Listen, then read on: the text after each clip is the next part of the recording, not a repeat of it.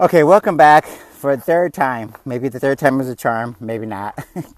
What I wanted to find out was whether or not this stupid fucking Facebook app was going to allow me to switch back and forth between screens so I could see whether or not my phone is maintaining a charge or not. I have very little charge, and I don't know if it's going to hold up or not. And I thought if I switch to my home screen while the Facebook app is running, it'll keep running. But of course, it timed out and it stopped the recording. Okay, so anyway, now that I know, hello Felipe, again. Let's see, I'm waving at Felipe, I think. Okay, so anyway, that didn't work the way I thought it was going to work. So which is fine now that I know. I'll just have to check. Let me see, to see whether or not I'm still recording. Maybe that'll have to do. So we'll cross our fingers and see what happens. Anyway, we're doing our typical 5-mile walk, and we got dogs and walking and people walking and their animals. And it's a nice, bright, sunny day, 72 degrees somewhat, a little bit of wind blowing. Very nice environment though. Getting out and about and stretching your legs and getting out of the office, getting away from home, getting away out of the rat race or whatever, and taking it easy. So I suggest you do the same. If you have any stress-related things going on in your life, try getting out, taking a walk into fresh air, and getting away from things for a little while, okay? Now, see whether or not my battery's going to die or not. Okay, so what's happening in this particular 5-mile walk contemplation session, that's what I call it, my 5-mile walk contemplation meditation sessions. That's where I, excuse me, I do some deep thinking. I try to anyway, and try to contemplate what's going on. Maybe it's going to be politics, maybe it's going to be cryptocurrencies, Bitcoin specifically, maybe it's going to be the economy, or a combination of all three. Now, a lot of institutional investors specifically, they want to get into the crypto currency industry, but they want someone to keep their money safe. They want to trust a custodian. They want someone to say, look, if anything happens to your cryptos while Goldman Sachs invests, while Fidelity invests, while Charles Schwab customers invest, all these people want someone else to take possession of their cryptocurrencies, the Bitcoins, the Ethereum, the Litecoins, whatever it is. Most institutional investors want someone else to be responsible for their cryptos. Now, as a lot of you hardcore Bitcoiners know, Bitcoin was designed is that you take possession of your cryptos. You do your best to get a hard wallet.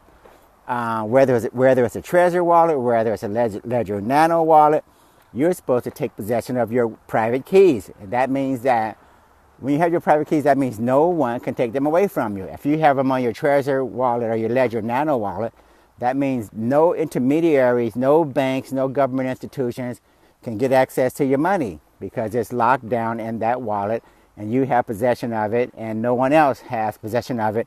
And when you take it out of that wallet, that's the only time that you're interacting with the real world, so to speak. In other words, that's the only time it goes out onto the internet or the network or the blockchain, where someone can see or do anything at all. Okay, so that's basically what we're doing. It's about for our own money with those hard wallets. Okay, now when you trust Coinbase, when you trust all of the other exchanges and such, they are in possession of your private keys. So it's not your Bitcoins. As Andreas Antonopoulos says all the time, if it's not your private keys, not your Bitcoin. Okay, so remember that from this point on. If it's not your private keys, if you don't have possession of your private keys, then you don't have the Bitcoin. It's not yours. You're basically giving it to someone else. Now, the thing I want to stress during this session is, a lot of guys are under the impression that Bitcoin needs to be made legitimate by this government agency, that government agency, sanctioned by these people or those people, and you're looking for someone to give our cryptos a stamp of approval, so to speak, which is designed to circumvent or replace the existing systems.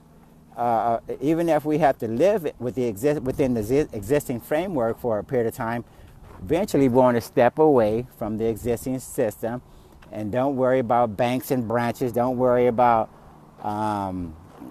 intermediaries. We don't need to worry about Visa, MasterCard networks where people do chargebacks and they take your money and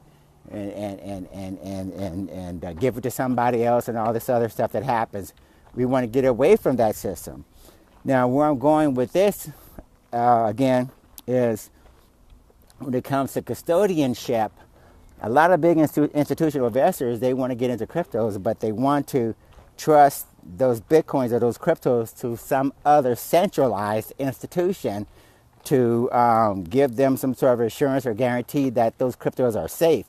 And this is kind of defeats the purpose. So anyway, when you think about it, you want to make sure that we need to evangelize as much as possible in terms of making sure that those institutional investors are educated on the technological solutions that we have to offer. What we have to offer is basically multi-sig technology and hardware wallets that allow those institutions, or will allow those institutions, to take possession of their own cryptos.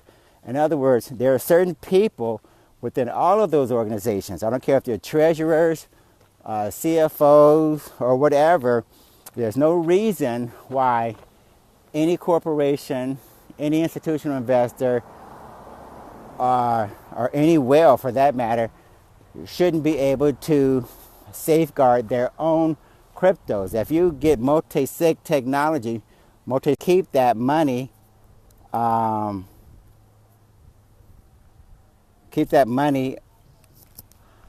safe on your own, okay? Basically, that's what's happening. You keep that money safe on your own in your hardware wallet, and no one can take it away from you, okay?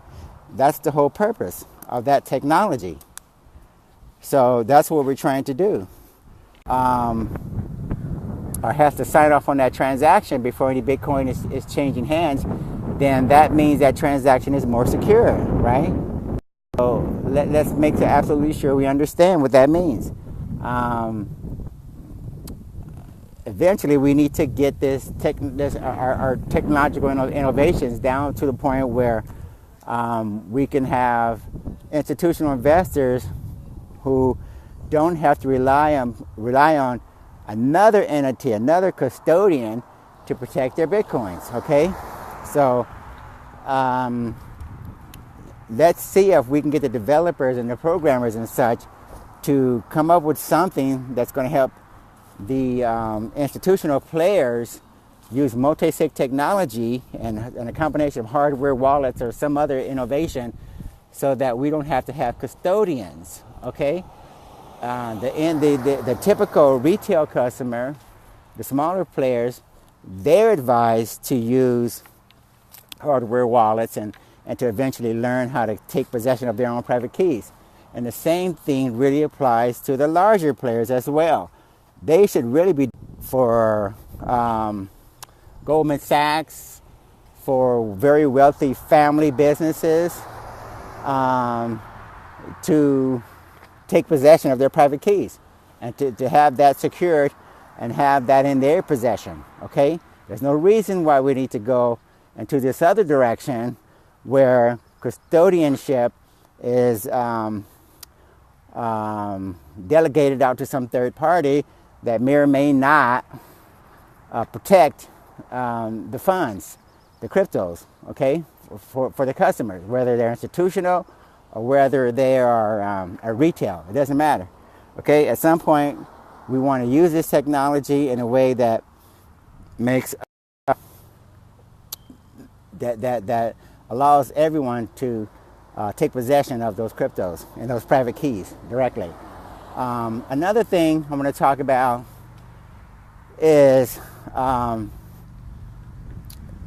Bitcoin has been fluctuating within a very, very slim range. In other words, when an asset is range trading with a within a very tight range like Bitcoin has been doing lately, that usually means that something is going on. Maybe there's manipulation, maybe not, but it just looks weird, okay? And, see, a lot of short sellers, if they're taking advantage of Bitcoin, then there's no reason why we should not use some of the same methodologies in our own for our own behalf. In other words, there's some large market players. There's some large countries that are ideal markets for short selling opportunities. If we look at, for instance, what's going on in China, those guys don't have as much transparency. Those guys those companies are, like ghost companies and no accountability, very, very little real substance to those companies. The management is scarce, the product is sketchy. A lot of times they're just ghost companies that just happen to get past regulatory scrutiny. But they are indeed propped up, and there's some short sellers out there that are taking advantage and making a lot of money. There's no reason why we shouldn't have players in the crypto space who can take advantage of those short selling opportunities and funnel that money back into acquiring Bitcoin, just like some of the futures traders and short sellers and manipulators and even some of our own exchanges could be taking advantage of Bitcoin itself by manipulating the price and selling it short, making a lot of money. We need to develop strategies on our own within this space, so a lot of us can learn these techniques and utilize these tools to accumulate our own Bitcoin wealth more rapidly. So, you see, this is the problem. A lot of people aren't accumulating Bitcoin wealth as rapidly as some of the people who say they hate Bitcoin. When Warren Buffett and Bill Gates and a lot of these people go on record talking about they don't like Bitcoin, like Jamie Dimon of JP Morgan Chase, these people have their own representatives within the companies that they work for and that they own. They're accumulating Bitcoin. They talk it down, they buy cheap, and they are able to garner massive amounts of Bitcoin because they're talking the market down, and that's how they take advantage. Believe it or not, since the inception of the economy, long time ago, that's how the Morgans and the Rockefellers and the all of the wealthy families, that's how they garnered the wealth that they have.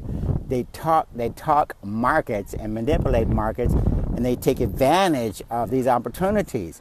In other words, if you can drive down the cost if you can drive down a commodity or property like real estate or a commodity or whatever it is, and even an asset, if you can drive the price down, you can accumulate at very, very cheap prices. And then when it rises again, guess what? You hold the lion's share of that asset, of that property, or that commodity.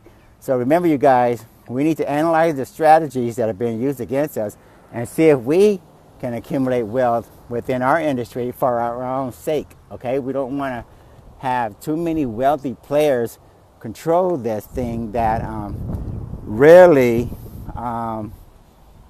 we should have greater control of ourselves by virtue of the massive amounts that we own or can own or could own or something.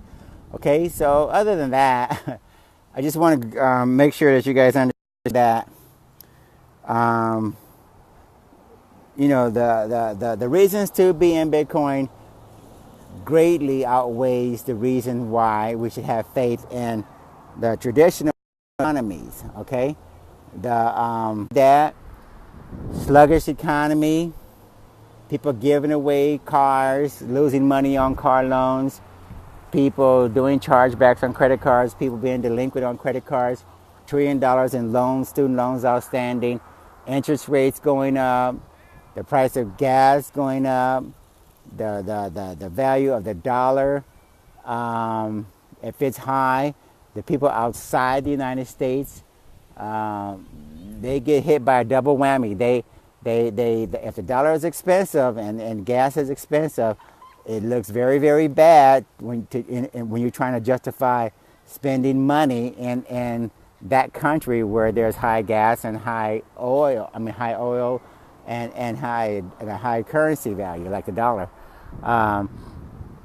And Trump can't do anything about this situation. So we have long-term infrastructure related issues. We have long-term issues that need to be played out and worked out, and they're not going to be worked out anytime soon. As a matter of fact, we're going to have to transition to a new financial system, basically, because this system is old and antiquated, and it's going to be replaced more likely by the crypto space and technologies. So just be prepared, okay? Because nothing looks good right now. Nothing looks good as far as why this economy is going to pick up anytime soon. More and more people, and I listen to Bloomberg and I read the Wall Street Journal and all these financial websites and papers and everything else, and radio broadcasts every single day, and more people are talking about the R word. The R word is for recession. And see, you guys know fully well, and if you don't know, I'll tell you, the economy is only allowed to run at a decent pace or a decent clip for only so long. And then the more well-established players and such, what they do is they take back all of the wealth, okay? When you hear the R word being mentioned more and more in this type of environment, with sluggish GDP, with sluggish earnings, with sluggish growth, corporate America is repatriating money back into the United States because, you know, the Trump administration allowed this. But remember, corporate America never, ever, ever takes that money that comes in back into the United States from those tax havens. They never, ever do what they say they're going to do, okay? The CapEx spending, capital expenditures for corporate America is non-existent. Nobody is investing in new infrastructure, new equipment and technology because there is no demand for it. You don't go out and buy computers and you know, different machines and equipment, warehouses, whatever it is. You don't go out and buy that stuff prior to you getting demand. You buy that stuff after you get demand, okay? So remember that. What Apple and Microsoft and Facebook, what all these companies are going to do with all that wealth that they're repatriating back into the United States, what they're going to do is they're going to reward the shareholders. They're going to pay out dividends, and they're going to buy back their stock. That's what they always do. They increase dividends and they buy back their stock. They don't give a shit about hiring. They don't give a shit about buying more computers, more technology. Well, technology is different. Technology means that it can lay you all off a little bit quicker and in bigger numbers. So that's good return on their money. But other than that, they don't give a shit about human resources. Is what I'm referring to. When it comes to the workers, that's an expenditure that doesn't make sense to them in this environment. When you have sluggish consumer demand for your products and services, you don't go out and expand your operations thinking that, you know, I'm going to get demand. You need to see the demand first, typically, or at least some signs that there is going to be consumer demand. Right now, there is no consumer demand, so there is no need to think their CapEx spending or capital expenditures are going to be significant enough to boost the economy. It's not going to happen, okay? So anyway, I hate to be the bearer of bad news, but look at the silver lining. Step away from the traditional economy and all of the bullshit, all the political rhetoric that's going on, like, you know, what we're going to do with immigrants that we're separating from their families, and who Donald Trump is screwing around, and what laws he's breaking. If his foundation is loaning Donald Trump money for political purposes or prostitutes or whatever, he's going to get away with that, okay? Right now, there is nobody that has the will to really make these laws apply to everyone equally. Okay, remember this: there's 55,000 federal criminal laws on the books. A lot of them are old as fucking the horse, buggy, and carriage. That's what they were written for, way back when, 1800s. And the idiots in walk the book. Okay, when you get arrested, you could be arrested for either 3 different laws, whichever ones that are going to be applied more favorably to you, in terms of whether it depends on what color you are and how much money you have, right? If you don't have very much money and you're the wrong color, you're brown skin, dark skin, or something, there's a certain set of laws that are going to make absolutely sure that you get thrown in jail. But if you do have a little bit of money and you have the right type of skin, then they call it a white collar crime or something, and you get access to legal services that more than likely will result in you not going to jail for a long time. Okay, just look at the population of the people that are inside the institutions. Okay, that should speak for itself. So anyway, pay attention to what's going on in the crypto space. Look at all of don't listen to the bullshit about the economy is growing and things are booming. It's not. Things look pretty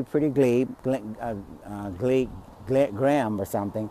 And we're going to have to come up with a new economic system and run things a little bit different from this point on.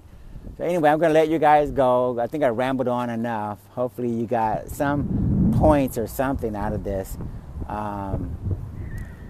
session. If anything, just remember, institutional investors need to be educated on keeping possession of their own cryptocurrencies. Try to teach them to use multi-signature technologies. Try to get them to use some sort of hardware wallet type of technology, where it takes 10 people or something, whatever, before any one of them can get access to that money. Okay, and if the technology is not good enough now, the multi-sig technology, then we need to beef it up. We need to make it stronger. But that's the direction we need to go in. I keep hearing too much talk about when the perfect custodian comes along, then Wall Street is going to jump in. Okay, let's not depend upon anybody else, whether it's retail or institutional. Let's teach people about how to set up within their corporations, how to take proper custody of their own Bitcoin and then safeguard it. Okay, if the technology is not ready for prime time, we need to get it ready. That's what we need to make it as a priority. That way we don't go to these third-party intermediary type of systems, because that's going backwards. That's not going forwards. Anyway, I'm going to jump in my car and go home. And I had a good walk and a good talk, and the battery didn't die. And we're going to sign off. So you guys have a good day. One last view of the park. Lovely day. Couldn't be better. I'm using my Bitcoin, just so you know, for international travels, have a lot of fun, investing in my own business, while at the same time researching, studying, and staying on top of cryptos. The situation for me is very, very nice, very, very good, because of cryptocurrencies, because I'm separating myself, my finances, the livelihood of my family and business from the traditional economy, and it's really a pleasure. It's really, what's the proper word? It's really such that I really love it. Okay, when you get out of the traditional system, when you step away from the regular banking, financial, MasterCard, Visa, all of these systems, even the political systems, when you stop trusting all these people and take responsibility for your own future and finances and everything, you'll be amazed how good you're going to feel on a daily basis, as compared to just having these sporadic situations where sometimes you're happy, but for the most part you're all sad and stressed out and overworked and all that other shit. Anyway, we're going to see you guys. We're going to talk to you guys later. I'm going to sign out. Bye.